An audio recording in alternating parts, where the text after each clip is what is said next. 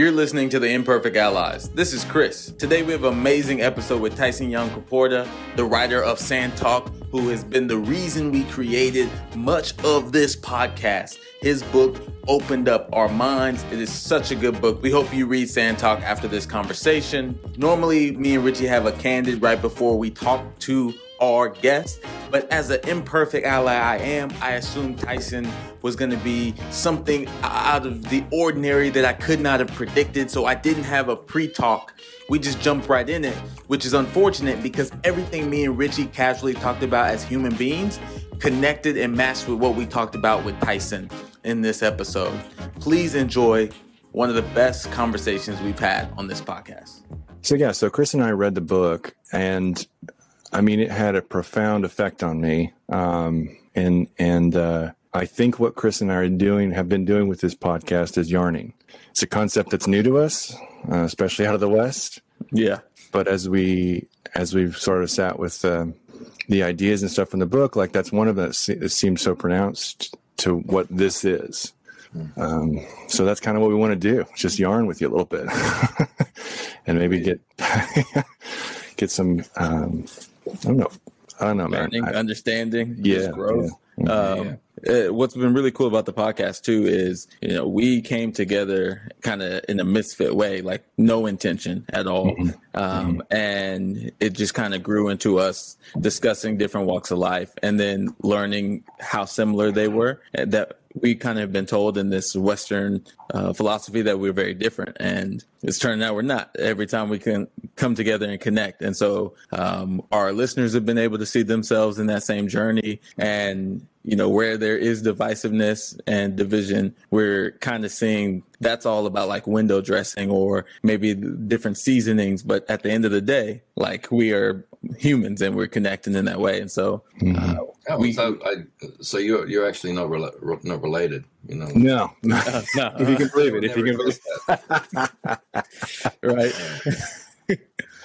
If you can believe it. Well, I mean, that's the thing with the yacht. So I'm going to have to sort of feel through your relationship, because that's it. It's this sort of context of relations, that you're navigating when you're doing that. That's the foundational sort of thing. So you just have to bring me in. You gotta bring me in. That's great, man. Thank you. It's narrative that does that. Stories like the currency of that human economy. Oh, and this sounds like an interesting opportunity because to share our stories is. At one point, Rich was my teacher. So it's stand up. We're both comedians. He was actually a seasoned improviser, and I was the student. I came in to learn from him, and we just did comedy together, right? And he was the person giving me all the tips and growing my skills there. And then the class ended, and we were then strangers again. And, not really interacting. Lives go two separate ways. And in America, George Floyd's death, pandemic shuts everything down. And I started speaking out and talking about the Black experience online. And Rich, seemingly at a stranger point in this timeline, says, hey, maybe I can learn from this kid and maybe we can connect and talk. And so like our roles kind of switched there, and we just started connecting. I mean, there was no intention, just talking. And we said, hey, let's record it just in case, document things. That's what people do nowadays. And then we both became the student and teacher simultaneously. And I started opening up and learning more about really American culture, but just individualism, Western culture, civilizations culture, which I live in it, but I guess I didn't have the same perspective that Rich was raised in. And then I'm kind of sharing this maybe more tribal, collective community culture that I was completely raised in and that I thought we were all doing, which we weren't. And he was learning from that. And we just then met in the middle. It's kind of like what you've done in your book of the bridge between the two worlds. And so now we're both on the bridge. Like, how do we get more people crossing over and talking and connecting? And so we're now looking for more understanding of that bridge walk, like, because it's a weird spot. It's a weird place to be in. And there's some people that think you're going crazy. Yeah, I'm never thinking about how I get more people on a bill. I'm like, how I get off this goddamn thing. Nobody gonna be here. This is man. nothing. Yeah. Okay. It's cold. It's cold here. I don't like it. For sure. But I had like a senior elder the other day. She was introducing me, trying to describe what I do, and it sort of came out of the yarn there that my role in our community is a settler whisperer. Yeah. Yep. Settler Yep. whisperer. So I'm like, really? Is that gonna be me? He's the one, Tyson. Yeah. Well, I mean, I hope we can keep having a laugh. It's so deadly that you're comedians. I've never got to do a yarn with comedians before, and I hope you're better than Joe Rogan at it, because he's not funny unless he's like spent a year writing the jokes. Then he's funny as hell. Like We'll do our best. that impression he does of the Kardashians turning into like demons. That makes me laugh. Mm-hmm. But then he's on his podcast and he can't do it in the moment. It's just like you're really he's fat, serious. man. You're really fat. Put on lots of weight, man. You gotta lose weight. Well, I don't know if you know this, Tyson, but he moved to Texas. And moving to Texas, he's not losing weight. He was like the shitty Moses, because everyone followed him there. They are. They all followed him there, and then the minute they got there, the place fell to shit. That was really funny. Yeah. Yep. Yeah. Everything went bad. It was like, oh, there we go. Just I don't know if you know. Does Tyson know where we're from? So I'm from Texas. Hey!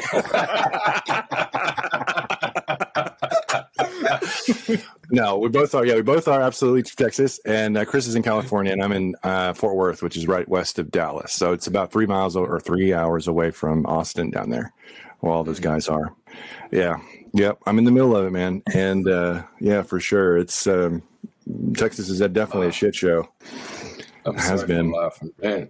No. I mean, I have to, because I mean, I was, a month ago. Is there another state on the planet that would like face disasters and like people would laugh at them? Mm-hmm. Like, I don't think that exists. You know what I mean? If it happened to anyone else, it would just be so inappropriate. Right. Right. Canceled like hell for laughing at like Texas. We deserve it. Something happened in Zimbabwe, and you laugh like that's it. You finish. It's over. That's easy. Right. Yeah. It's something about the arrogance, I think. You just want to watch them burn, or you want to watch Texas fall, because we're arrogant. We're arrogant about it, which kind of was a part of. I think we had talked about this being rich in one of our podcast episodes.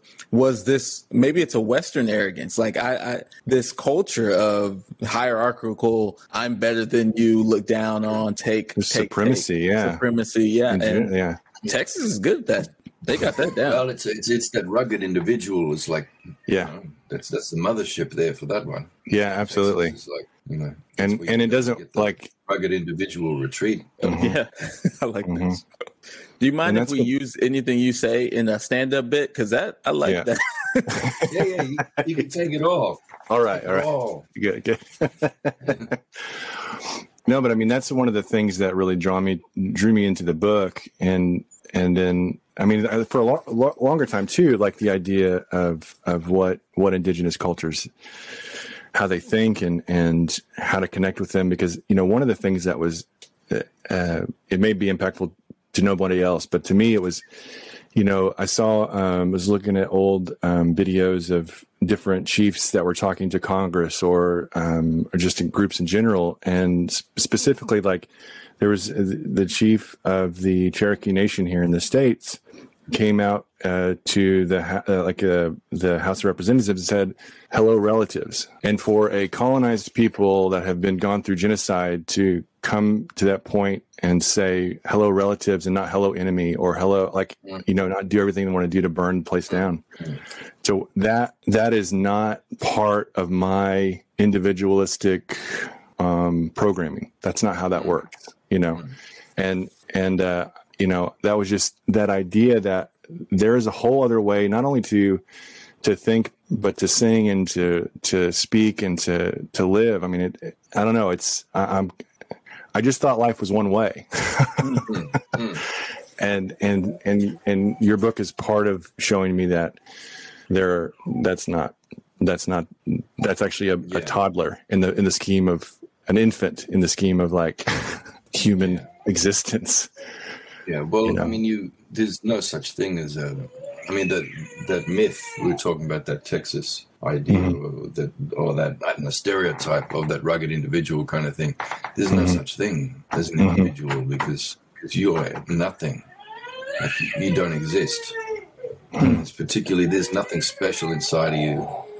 There's almost nothing inside of you at all. Like, all you are is your web of relations. Wow. And your relationships that's where your mind is. Your mind is, like, there's things that happen in your brain and body concurrent with the activities of the mind, but all your mind is out in your relations.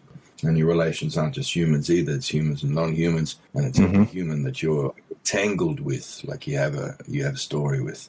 And that and the worst part, and that's the part that I don't like, is that includes your enemy.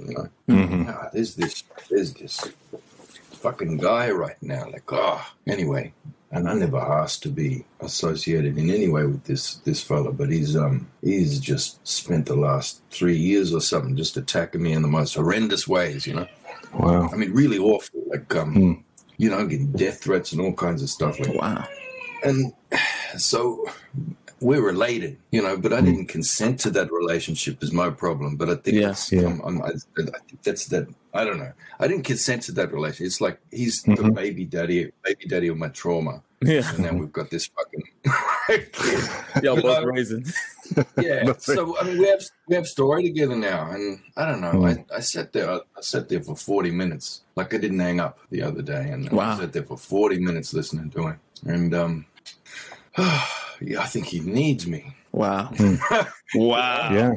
So I just listen for 40 minutes, and every now and then I like, I'm not Jesus or anything. Like, every now and then I'd say, yeah, well, tell me where you are. I'll come there now and meet you. I can find you there, you bastard. Where are you at?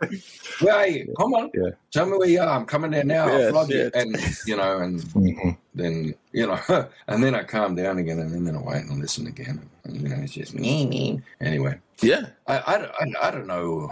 Yeah, you're in relation whether you like it or not, and you don't even exist. You don't even exist as an individual in the world, but we're all expected to be, Yeah. These neoliberal subjects, we've got to handle our business, we've got to and it is business. It's like we're a little mini corporation unto ourselves. We've got to do all this branding all the time. We've got to be getting them tweets out there. We've got to be, and this is what I believe.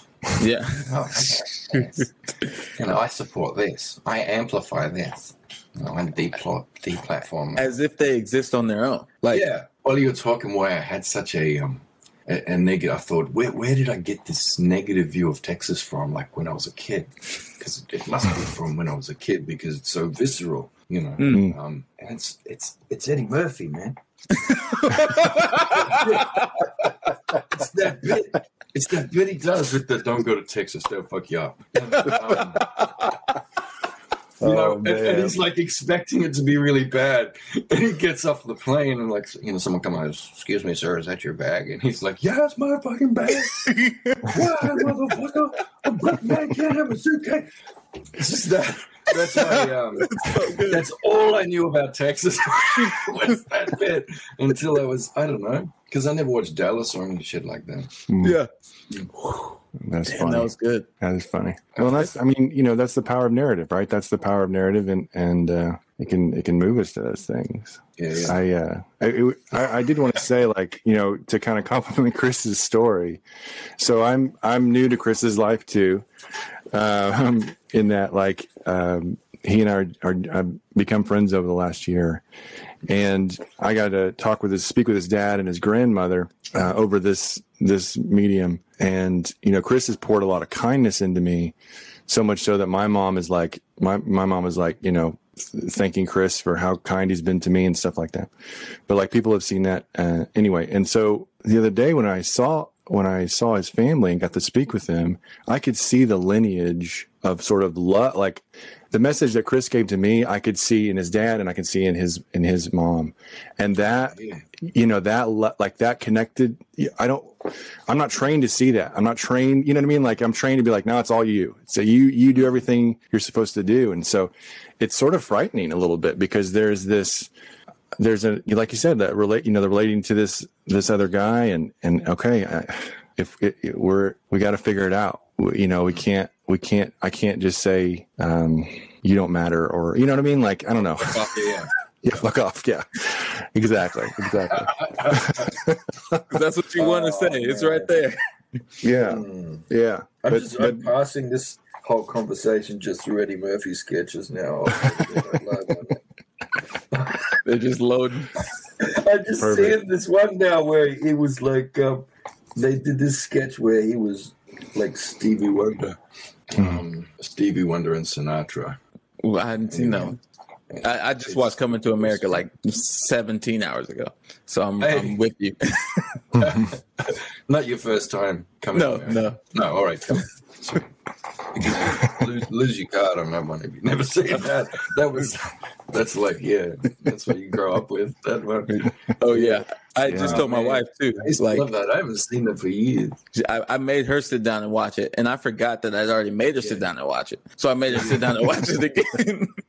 And she was like, I know this. He built this universe. So good. It's comforting, because he had all the movies coming out like Boomerang, all of that, and it was like this alternate reality. Yeah, you could stay in there. He'd be working for a corporation, and he'd going through the building, and you're like, and it's these big, expansive shots, and you're really coming into it, and you basically you're in this black world, and and when you're a kid, like in Australia, there's only 2 channels on the TV in the remote place where you're living out in the middle of the bush, and all you know about the outside world is like your American TV shows, and that's like that's some Who's the Boss shit that you're used to, and all of a sudden Eddie's taking you up Black Tower there, like and you're like, that's an interesting world. I wonder where that is. That's not Texas. No. And before this, Rich was just sharing just how much he grew up kind of watching the same shit. Like that's amazing. Yeah, y'all are worlds apart. Yeah. And I think I had the message that I was getting back on that 70s Richard Pryor last night. It's been a long time since I've seen that. Yeah, he still make you laugh, hey? Absolutely. Still, there's not much from the 70s that makes me laugh anymore. But it does. I got my grandparents for some reason played those records for me when I was like 7 and 8 years old. So Richard was my first comedian. Grandparents. That's why you're so daily. Like, they are. Yeah. Well, you're talking about like that inheritance of like that sort of institution that you inherit. So not just the genetics that you inherit down your line, but that I think you even threw the word love in there somehow, but there's like a message in a way, like in norms that come through, like a pattern of being. Yeah. You inherit coming through. You got grandparents. That old and love Richard Pryor. I tell you, that's a good starting point. You got a couple of generation head start on. And I think so. I think so. Yeah, for sure. And trying to continue that, and trying to, because I wasn't raised also with the idea that there are non-human persons. I wasn't raised with the idea that the dead are not dead. I wasn't raised, I wasn't raised with the idea that, the stars are the campfires of our ancestors. I was raised with your individual. Nothing else is alive like you're alive. Nothing else has personhood or, can give consent like you can give consent. I mean, there's, and so it's like in the last 3 or 4 years, I've sort of stepped into animism more and more. Or that's the word I have for it. It's much broader than that, I'm sure. But yeah, like I feel like, and this is not woe is me, but I feel like there's been, because I'm in a dominant culture, because I've been in a colonist culture and come from that. That's where a lot of the history over the last several hundred years have been for me. There's a huge wound or disconnect from the connectedness of everything. Yeah. And so when I try to recapture that, I look like a crazy person, or, to the people around me, or a nut, or whatever else. And that's maybe what I am. I think, you're both on that journey because, see, the big inheritance that you have in common, is that you're both settlers. So you're both settlers, and you both share, in the end, all of your ambitions are grounded in the same thing, which is thriving somehow in a rivalrous dynamic economy. Yeah. In order to benefit from extraction and destruction of Indian land. That's what you're both in, and that's that American dream. Yeah. And, it might be a bit unfair that Chris doesn't quite have as much access as Richie might in a lot of contexts to take the fruits of that pillaging and destruction of land and people, which is ongoing. But that's kind of like, I don't know. I'm just no, that's good, man. Always get a Nazis in your head straight away, but I'm just imagining these two Nazis going, it's not fair. Why? Yeah. Why do you get to, That's good shit. Wow. The Fuhrer is always promoting you. He looks over me. I know it's because of my nose. It's silly. He thinks my nose looks Jewy. Oh, that's so good. Oh my God. Yeah, wow. It's like, well, poor thing. But fuck yeah. Yeah. And I see like the settler mentality builds this necessity to keep plundering because you're empty, right? Like we don't have the collectiveness. So you have to get that ambition. You have to, because you're empty, you have to feed it. You have to keep going. And it makes you take, colonize. Cause shit, you're empty. There's nothing else to do. And it's wild. It's wild. Well, it's like, I watch Chappelle and I'm laughing my ass off, and then he gets to like a 15-minute bit on Indians, the first time he ever met Indians, and then I'm not laughing anymore because you suddenly see, he's a settler. That's where he's punching down to. Wow. Because in the end, he's like, he might be at the bottom of the caste system of the settlers, but then there's he's got indigenous people to punch down to. And man, I don't know. And he got lazy on that bit too, because there wasn't really any good jokes in there. He didn't even bother chucking a tagline on the end of anything because it wasn't really worth building on. But it was just kind of a bit like that. And I'm not going, I'm offended. No, you shouldn't be doing those. But you're aware. You go there, and I tell you, a funny bit would be him saying that. You know what I mean? Yeah. Realizing that and going there. Yeah. I think. Yeah, I mean, I think I hear. I spent a fair bit of time talking to Native Americans now too, and and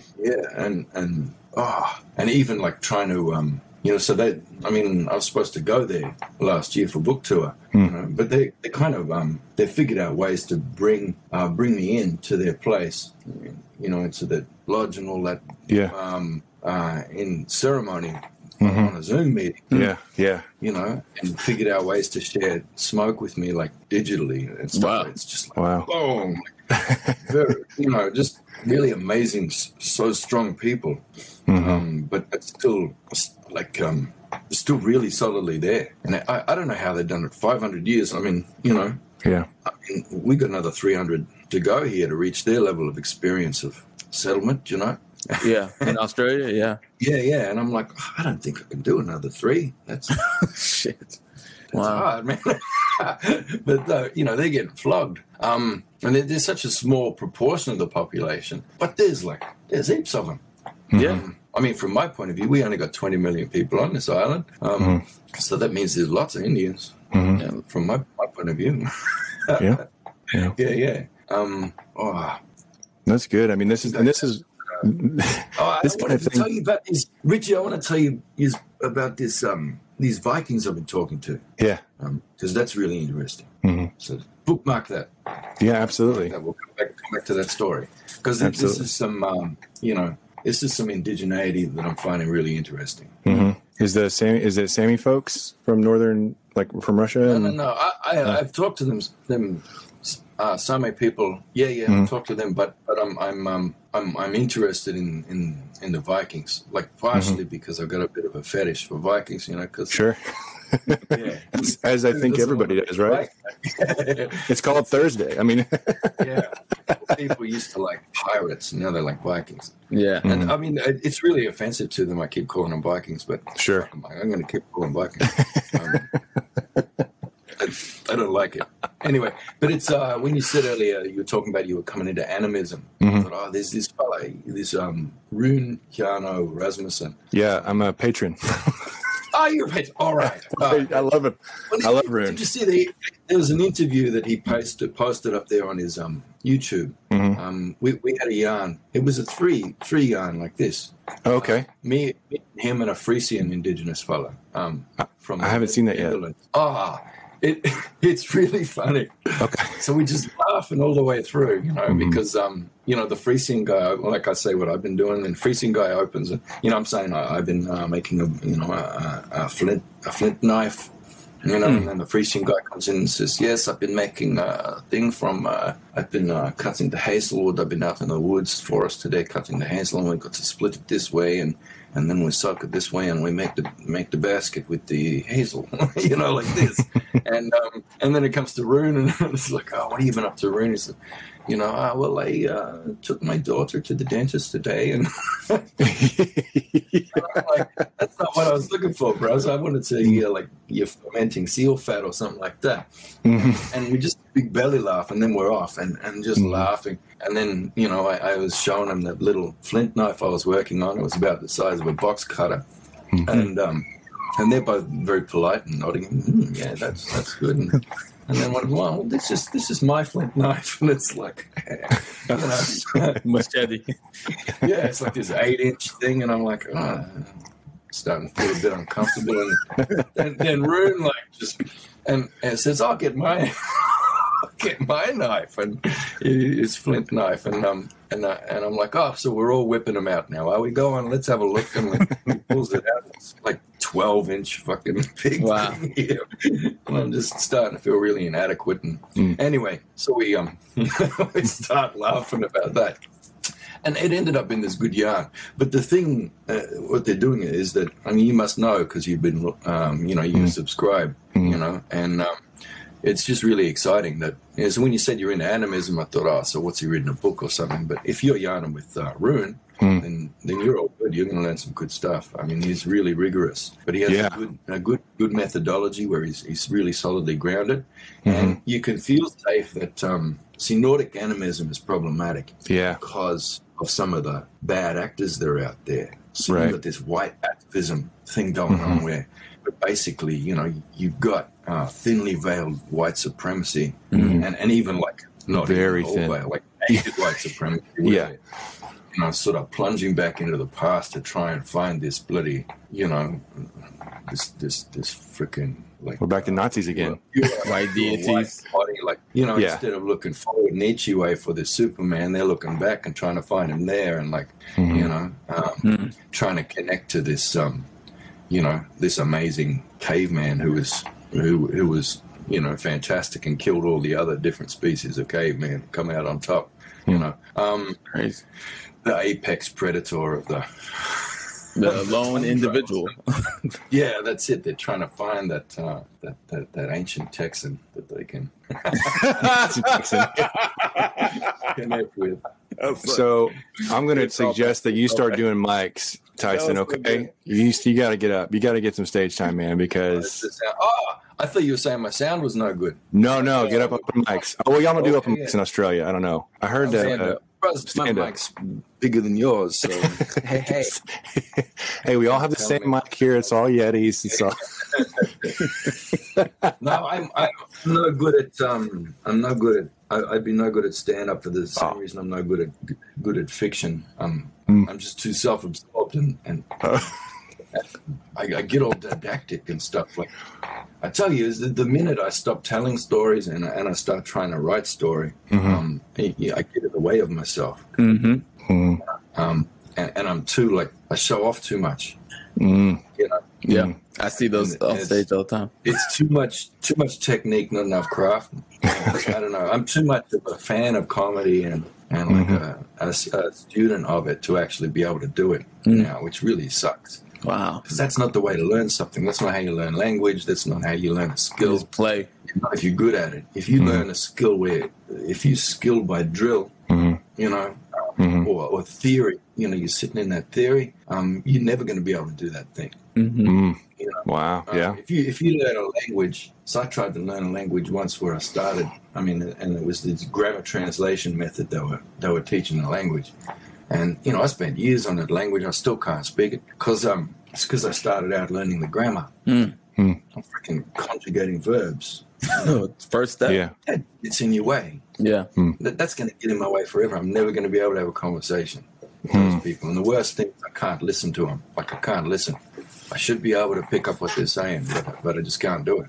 Yeah, that brings me to like what really surprised me about the difference in my collective culture versus Rich's is we couldn't communicate because the words meant different things. Like, that blew my mind because they're both English, but the words and I'm going to speak solely from Black perspectives of the people that I know, like some of the words that are simple, this shit was racist. It was like, yo, what? You can't say that. But from the individualist perspective, it's like the most empowering words of just like, you know, making your own choices or like, I don't know. It's just very strange that the language is hard to understand each other.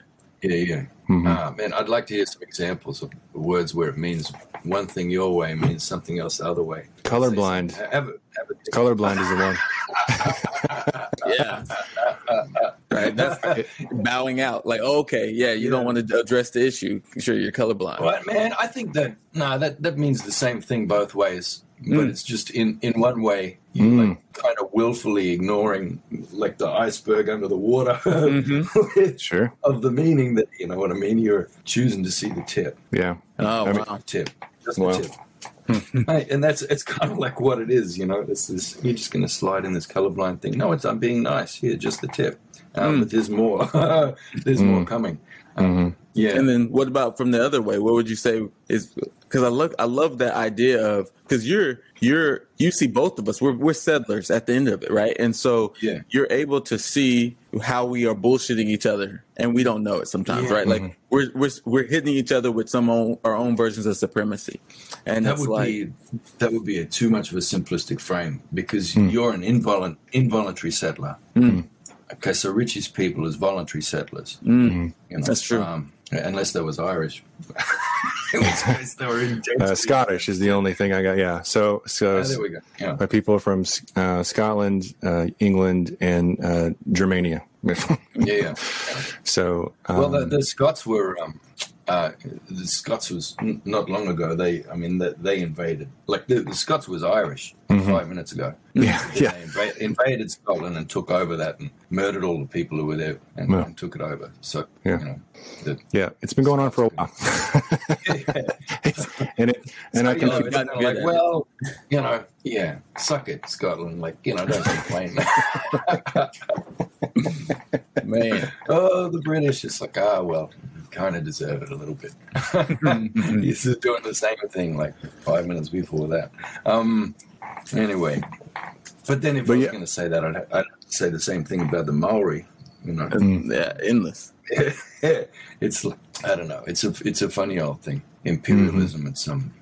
I mean, you know, we could get into how that evolves. That imperial relation. I'm interested in that because I want to get out of it, or at least pass that on to my kids, to my progeny as they go forward. You know, and I had this. So I share these ideas with you because to me they become toxic before where they were in my nourishment. But one of the things I hear a lot from kind of where I grew up was the earth is not my home, heaven is my home, and what a bullshit cop out because she is like, she's our mother. And there's not sure we have molecules from stars, but we're made from the stuff that is on our surface, and like, you know, the idea that just I don't know, some different. Clusters of molecules, you know, have on average 10 times more capital in their family than other clusters of molecules do. Yeah. And some clusters of molecules are forced into these zip codes, and others are forced into these ones. Mm-hmm. You know, and yeah. And then these clusters of molecules over here change their fucking mind and decide they're going to go back over on the wrong side of the tracks there and gentrify that one and make life impossible for the people there and move them on. And then, you know, and leave them with nothing, that hard-won tiny scrap of capital that they've battled for generations. It's like, well, now we're going to cash all that in and do a big wealth transfer back across the tracks again. And, you know, displace all those people and then move them over there to an even shittier place. And, you know, on it goes.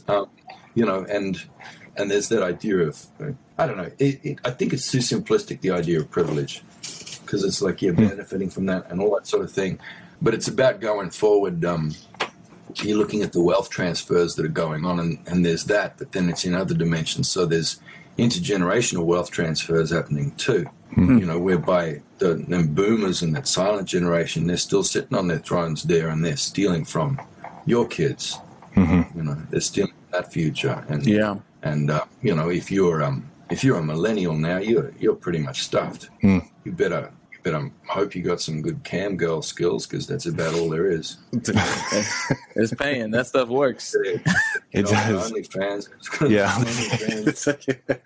I tell you, because that's what we need, Chris. For real.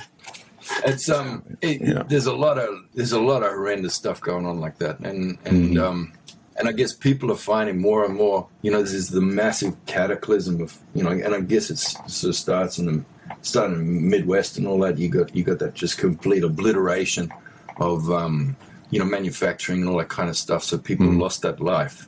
And I don't know, the idea, and this was the progressive idea, you know, that unions fought for and everything in most of the colonies. And so that's there where you are, but it's here where we are as well. The idea of making this working class paradise. Yeah.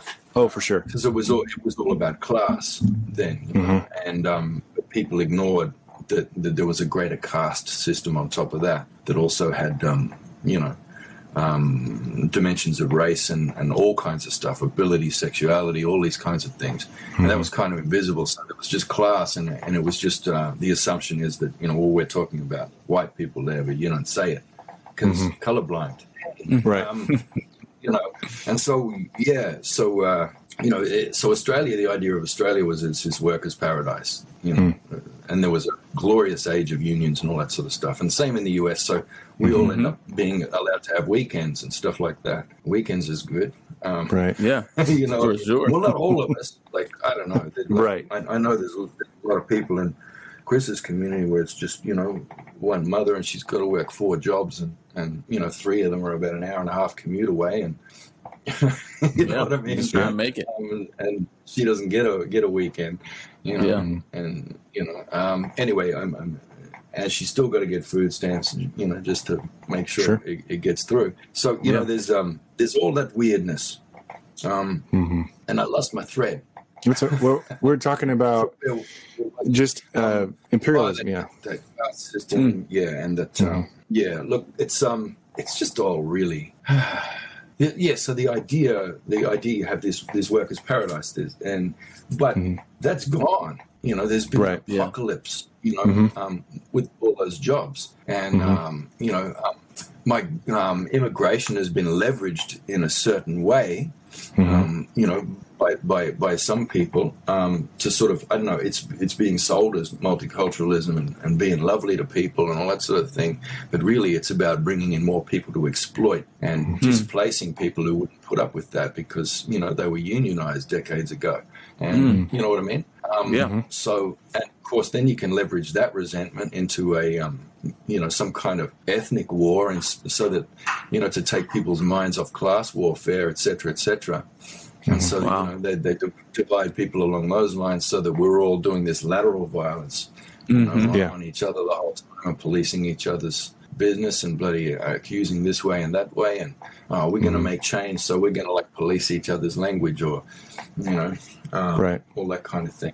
I mean, it's deadly that you guys can have a conversation about the term colorblind, instead of 3 seconds of shouting and then trying to dox somebody. It's crazy. Cool. But look, so that whole thing, that's all gone. That's collapsed. So the point that I was getting to is that increasingly everyone's in the same boat. Yeah. I'm not quite yet, because I mean, those communities are still lucky enough to inherit a certain amount of capital. Oftentimes they've got a house that's worth something, and it's the same thing here, because there was a golden age, for settler workers. In these colonies, there was a golden age for a while where there were unions and all this sort of thing, and where people could like drop out of school, get an unskilled job, and this is in living memory. Going back, drop out of school, get a job, work for like 5-7 years, buy a house cash, like you know what I mean? Yeah, just buy a house. You know what I mean? And you see it stacking up. It's unskilled work. When you could be like, even just like 10 years ago, you could be holding a stop sign in a mine. It'd be good. And earning more money than a school principal. You had that mining boom here.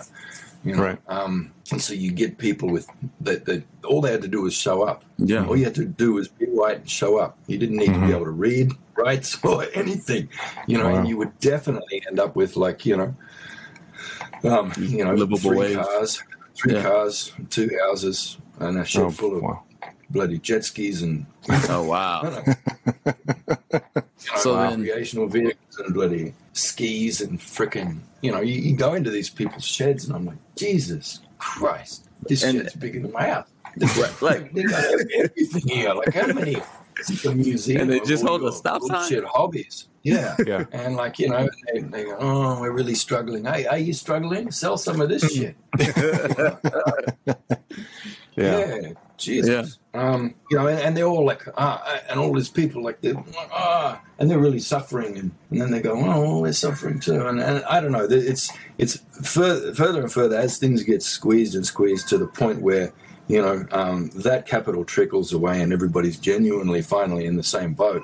I think then people will realize, what's been going on. And we've been tricked into all these rivalries. Yep. And it's been lies that we've been fed. And we're not going to do that anymore. Yeah. It'll be too late by then, but sure.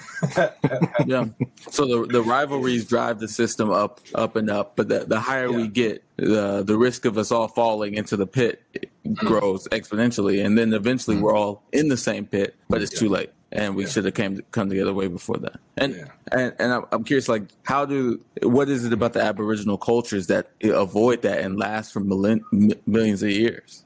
Well, we figured out how to solve the problem of those rivalrous dynamics. Wow. So you got to give them expression for a start. Yeah. So you have to have warfare. Like we need to fight from time to time, because otherwise that shit will build up. So you gotta have fights, but it's got to be rule governed violence.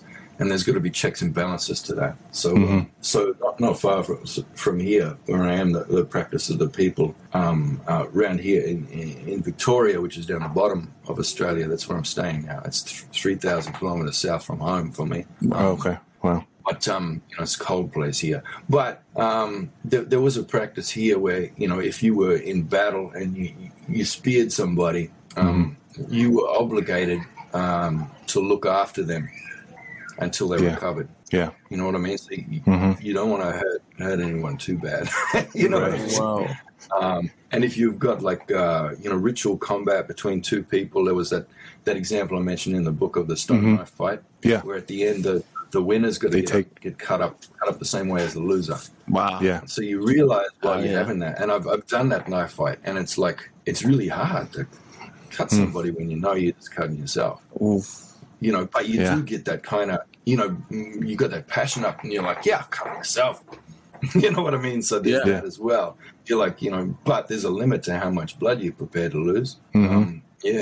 But it's inherent. So, I don't know. There's those kinds of things. But basically, the problem is this idea of how do you scale up a collective? Right. You know, the problem with a collective is that it only works if you distribute, you know, power throughout a group. It only works as long as everybody knows everybody. And everything's transparent then, because, you know, you always know what everybody else is thinking. You always know where everyone is. It's like, you know, someone could try and sneak off with your niece, but you know, they're not going to get far. Right. You know what I mean? You can't get away with any hanky-panky. You can't get away with trying to gain an unfair competitive advantage over somebody else. Someone will say something. You see, that's real bad. You can't become a bossy person. You know, because that's not that interferes with people's autonomy. You know, so basically at the basic level, everybody is autonomous, but at the same time, they're bound up in this structure of transparency and like you have to do the mutual obligation thing. If you've got something and somebody comes up and asks for it, you've got to give it to them. You know, so you get this kind of compulsory sharing economy going on. So you never end up owning too much stuff. You know, and it's all kind of mobile and moving through the system. But you don't mind handing that over, because, you know, that's how you got somebody else over there got something, and you're entitled to that.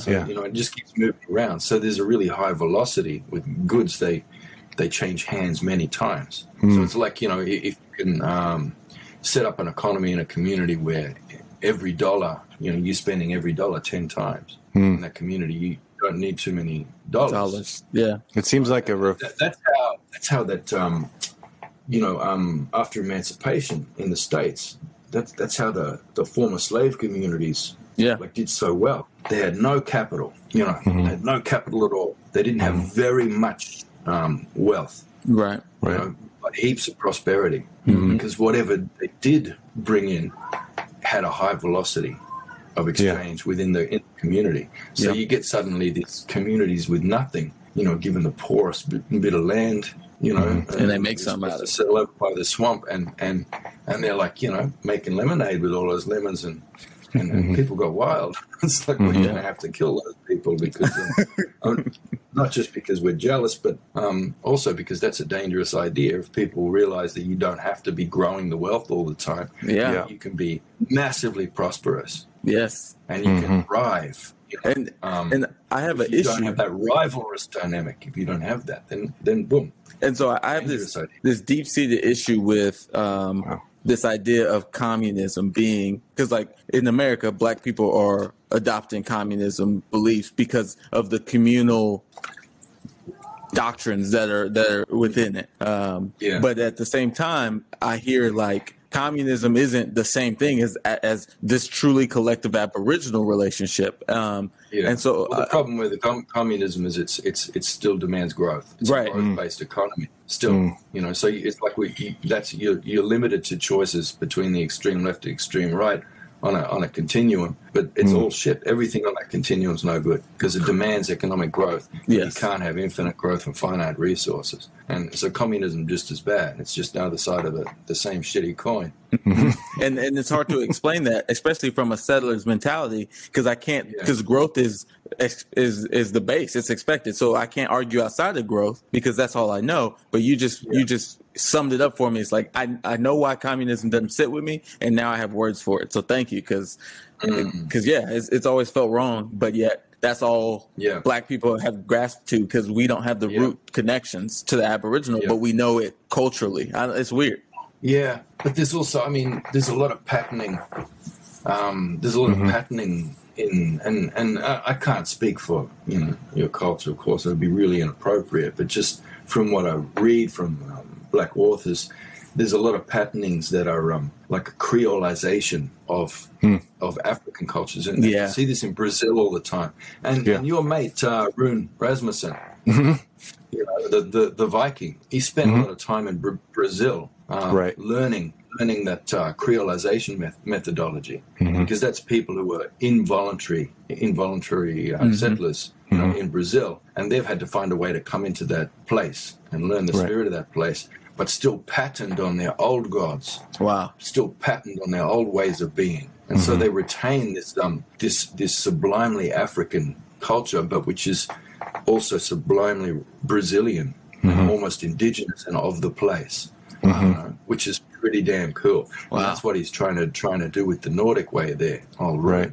But I sort of get that sense too from a lot of black writers of that coming into not so much coming into the spirit of the land. Some people did, like all the Black Cherokee and all them. That was interesting. And so they got kicked out. Like 10 years ago, someone decided no more Black Cherokee, which is a shame. But no, it's there's that patternings of Africa, which was only allowed expression through a few different things, you know. Right. But that, where it was allowed expression, that's what gave America its culture. Music, food. America, pretty much anything that's good about America has come out of that. Yeah. To the extent that it became concentrated. Uh-oh, you cut out for me. Okay, me too. Uh-oh. Might have lost you, Tyson. Sorry. If you can still hear us. Yeah, fuck this signal, man. Yeah, they're listening, I guess. Yeah, I thought it was me because my shit goes out. So the last thing that we heard was the only thing that came to America was Africans. So and he's frozen again. Oh no! Damn. Oh man. Well. Thank you so much for just being with us, giving us an hour of your day. You have had a profound impact on me, and I'm just grateful. So thank you. On us, sweet. Yeah. Same way, you too. That's the best interview I've ever done. Well, in terms of having fun, anyway. Not in terms of quality. It's not like I said anything good, but I tell you, we had some fun, and I had a good time listening to you. But seeing your relational dynamic at play, and like going, that's interesting. Yeah. You know? If anything were interesting. Yeah. All right, we'll take that. Loving your work, fellas. Thank you, Tyson. Thank you, Tyson, so much. All right. Well, you just got finished listening to our episode with Tyson. I should have let Richard do the intro because I'm going to butcher Tyson Yunkaporta. Yep. Let me say that with confidence. My bad. We just finished our episode. So you just got finished listening to our episode with Tyson Yunkaporta. I'm speechless in the best way because that was so much fun. Like I was learning and laughing, which is goals, right? Goals, yeah, for sure, yeah. And it wasn't a light subject. Well, it wasn't light subject matter. We kind of went all over the place a little bit, but it was. That's true. What I'm saying? Like we talked about colonization, we talked about race, everything. You know what I'm really mad about is at the top of a show we typically do our imperfect conversation, but I was like, you know what? Let's not record this one because it's not going to be on target because you and me we typically just talk about how we're feeling in the moment. And everything we talked about at the top of the show would have fit perfectly with a stranger in Australia. But it's like, you just got to trust the system. Like, you just got to trust the vibes. And just, I didn't. I should have hit record. Rich, you asked me. I was like, this not going to fit in. It would have fit perfectly. Because Tyson was just us. You know what I mean? Yeah. Like, oh my gosh, we were talking about all kinds of. We talked about Richard Pryor, we talked about Bill Cosby, we talked about Eddie Murphy, Chris Rock. We were just me and Rich being comedians talking, and I was like, this is not going to link to the show in any way, right? And what did we talk about in the show? Like, Eddie Murphy was a huge part of the How does the universe do this? Oh my gosh. I don't know, man. That's amazing. I feel bad. I feel like I robbed our listeners, because we were just hanging out and talking about random comedy stuff. But I just robbed our listeners of the opportunity to just see how the universe will make things line up, even when you have no expectations of them coming together. Yeah. And there's lots of stuff that, you and I have talked about this, the idea of synchronicities and it's like these little flags or little pings in your brain or little pattern. It's recognizing the pattern that he talks about in his book, right? It's these pattern and getting in that idea of pattern thinking. And it's just one of the small ways in which you see those things, but these little things that pop up, him bringing up Rune, like Rune is somebody I started following last year, and he's an academic, and me trying to, I have my parents, I have grandparents, I have no elders, I have no one that I have no one that he reports to elders. Yeah, that's true. He said, and they inform his life, and I don't have that. And so, you know, trying to deal with, I mean, you know, his example of two Nazis fighting, or not fighting, but like talking about how one is more privileged. The Fuhrer is, one's more privileged than the other, and how pointed and how upsetting that would be to people. Also, how true, absolutely true that is. My God. What is it? You know, what is the Nazi that realizes they're a Nazi, realizes everything? What is their responsibility? Number one, to me, is take off the uniform, and that will get you killed. Well, and then I'm over here, the Nazi with the big nose, like, yo, but like, I'm wearing the same uniform and I'm not getting what you're getting. So, like, you're just gonna throw the uniform on the ground, like, exactly, disrespecting your like, are you kidding me? Mm-hmm. What the heck? You know what I mean? Mm-hmm. And we've said Nazi a lot on this episode, and you know it's going to become a soundbite and we'll get canceled or something because we're not listening to the point. Because you're actually not supposed to hear the point in this one, right? This is some unsettling. I mean, it's unsettling, Chris. Oh my God. That's deep. I'm sorry if that didn't make any sense to you. You got to listen to all our episodes. You got to go back to the beginning. I apologize because I can't even speak back to that. But like, we're settlers and these things are unsettling. Yeah. And if you push back against the unsettling, it's because you want to stay settled. Yeah. Yeah. Man. Take off the uniform. It's hard. It's hard because it's uncomfortable. Because for you, it would be hard to take the uniform off. For me, seeing you take the uniform off, that would be unsettling for me. And it's like we both got to just dance around naked like the crazy people and be like, yo, we're unsettled. And you're unsettled watching us. Let's go. Yeah. And that's and part of me is I feel a sense of debt to him and to his people and to that they would allow that him to share that with us. At the same time, I feel okay, but what do I do? Yeah, and I'm right back to where I was a year ago. What do I do? And I mean, just to sit in that unsettled place, stand in that unsettled place. I just can you imagine, like, where would we be without the subtle whisperer? Exactly. What would this podcast be? It wouldn't exist. Chris, your friendship and I would not exist. This podcast would not exist. Wow. And whatever comes from all of this would not exist. That's crazy. And I got to think it's unsettling, yeah. And I got to think our listeners, there's things like that with them too. That might have rung true. Man, my mind is like, whoo. I don't know if any of our listeners, I don't know what their spaces are with drugs or anything, but like information can have the same effect. I'm telling you, I'm tripping right now. It can. Oh my goodness. The walls are breathing. I mean, it's, one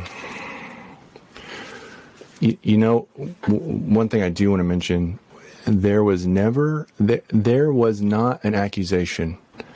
He did not heap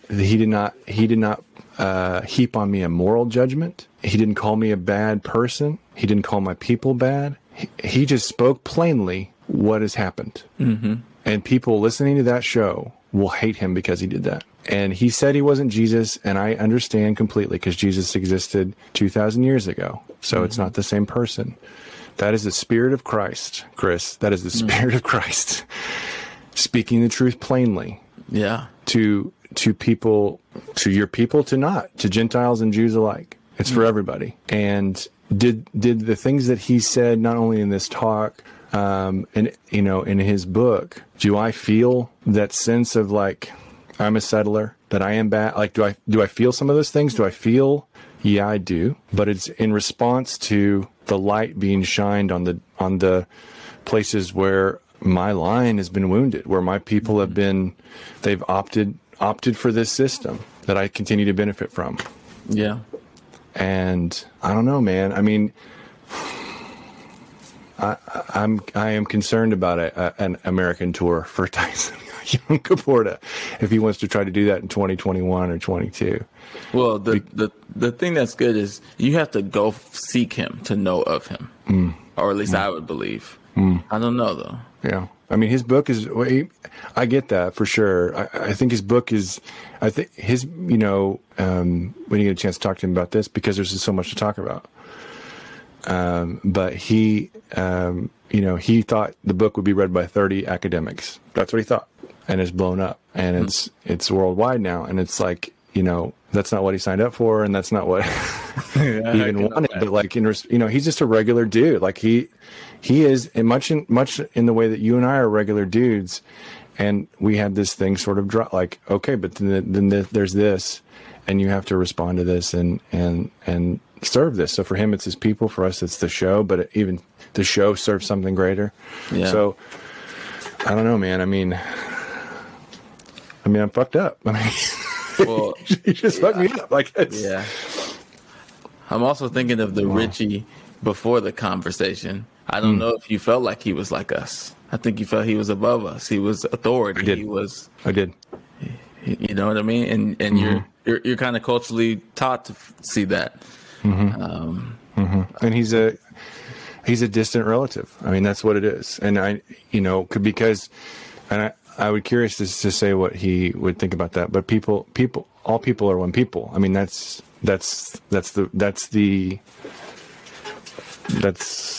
what humans are. Yeah. You know, and there's just been these deep disconnections and deep. I mean, fallacies that have been created just solely for the individual who came up with it and his offspring.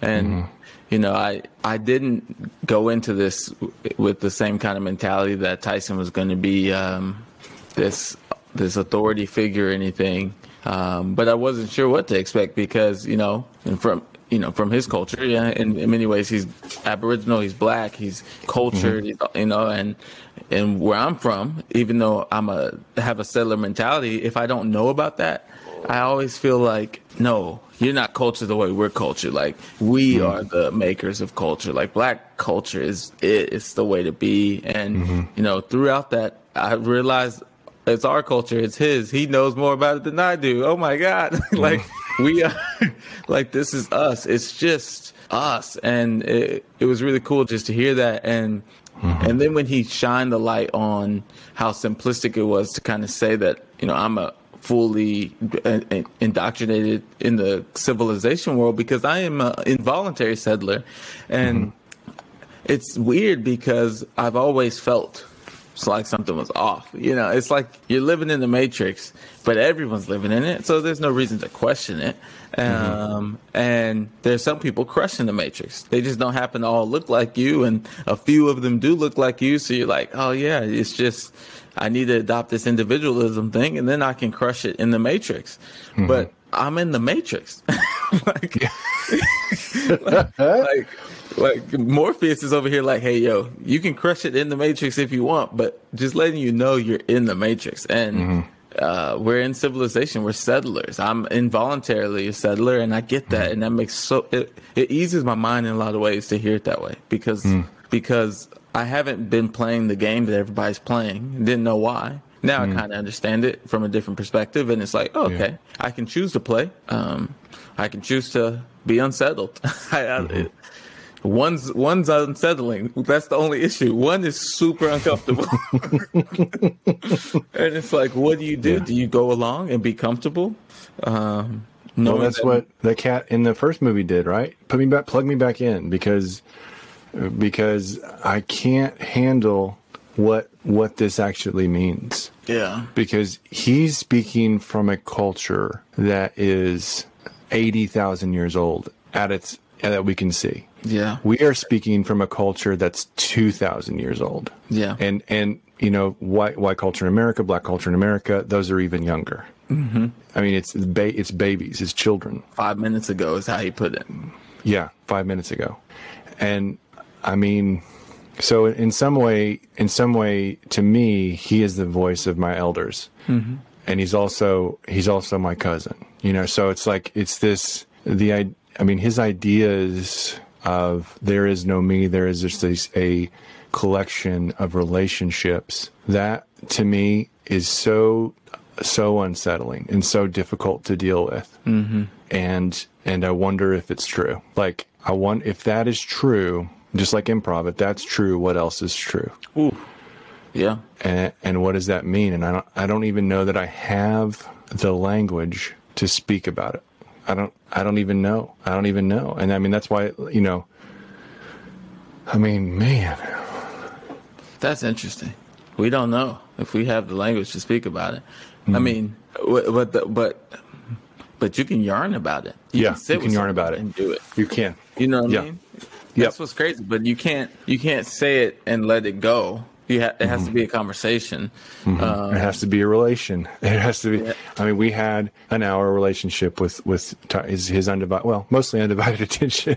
Yeah, But even so, he is if he is a collection of relationships, that's part of it. It was wonderful to see his daughter. Yeah, I felt honored that he would put his daughter on camera. I honestly did. I was like, touched by that. Yes, we are, and what's really cool about this experience, because Tyson is a world traveler with this book and speaking to so many people, but we might have been his favorite yarn, yarn, that's so cool, because it was really just chill. It was just us being us and being accepted by someone that we look up to, revere, that we feel like kind of might have saved us from a paradigm that we didn't understand, and then for them to not need authority and just be chill, just be. It's like, yeah, I get it. This stuff works. This Aboriginal thing, it just feels good. I feel loved. I could have had a bad day. I feel loved now. I feel connected. I feel, I feel great. Yeah, yeah. And I take it as a compliment that he was a bit confused about our relationship. He found it interesting. I think he used the word interesting, but I felt confused. I felt like, what is going on? Yeah. And I think that's good, because that, to me, that means that something has happened, at least. Yeah. That some breakdown of this settler culture is broken down between us. For the 5 minutes of our existence, the last 20 seconds have been interesting. That's that's interesting. Yeah, yeah. And so, I mean, I don't even know where to go with this, man. I don't know what the listeners need to do. I don't have any answers. Listeners need to replay it and listen to it again, because it probably wasn't the easiest thing to hear all the time, and we probably went off script a couple times, and the Big Brother censored Tyson a couple times, but as an ally who is also a settler. Right now, we got to change maybe our language a little bit on the show, because we want to be allies to everyone, but that first recognizes that we are settlers in this space, and that we don't have the culture of really being allies to everyone. We're not culturally brought up to say this is us, to be connected. And that's that settler mentality. And you might be experiencing some unsettling feelings when you're trying to do these things and work in these spaces. And that's a part of it. Crazily enough. I mean, language is so interesting. But as an ally and a settler, we have to see us. And I know we've said that a few times, and it's hard, and it's going to take time. But, Tyson said he stayed on the phone for an hour with someone that hates him. And that, in American terms, that sounds like a waste of time. You know what I mean?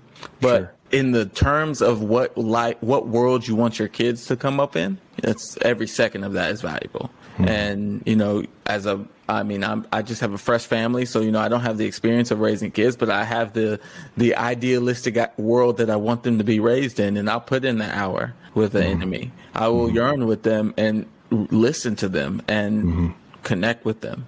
And so that's just what we have to do, allies in spaces that you don't want to be in, spaces that are unsettling. Maybe if this episode was unsettling, play it again, but just keep rocking with us. I don't even feel necessary to be like, hey, go to our Patreon or anything like that. I just kick it with us. Just kick it with your people. Kick it with the people that you can't stand. And let's just grow from this crazy, awesome experience that we call life. Whew, I don't know. That's all I got. I mean, I want to say peace, but I want to say love. I want to say hug. I want to say let me wrap my arms around you. I don't even want to say goodbye. Actually, I just want to say hello. Like going forward, we might just be like hello. Like I don't, because this was a powerful episode. Yeah, and it I know you got the outro already, but this to me is church. Like this is what church is, and what church needs to be is an unsettling experience. Not with Tyson as a man or what like that. It is beyond Tyson because we're not like what he was bringing to us was way bigger and way older and way more connected and complex than anything. He's not the face of anything. He was just like you said, a settler whisperer. Yeah, he's on the bridge. He doesn't even want to be there. He didn't want to be there, that is a trope in throughout history. But that I just want to sit here in this, and that to me is what church is. I mean, that's what I want is that, and we call it Spirit of God here. You call it Holy Spirit. You can call it whatever your tradition tells you it is, but there is this place of stillness and it's not comfortable all the time. It's not about being comfortable. It is about feeling the connection that is your true self, feeling the connection of your relations. And they go back and back and back and back and back.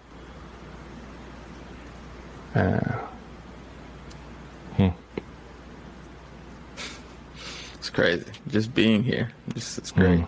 Yeah. Well, people probably think we're on drugs. They are. They do. If that's okay. Stay off the Tyson. That's okay. He's giving us a lot of material. I'm going to listen back. We're going to divide those jokes up. Oh yeah. We got. You can get some. I get some. Oh shit. We both use them, and then we can tell each other, "Hey, he stole my joke," and then we can start a whole thing. And then there you go. We can start this beat. Man. Yeah. I love it. Yeah. All right. Thanks, y'all. Peace. Peace.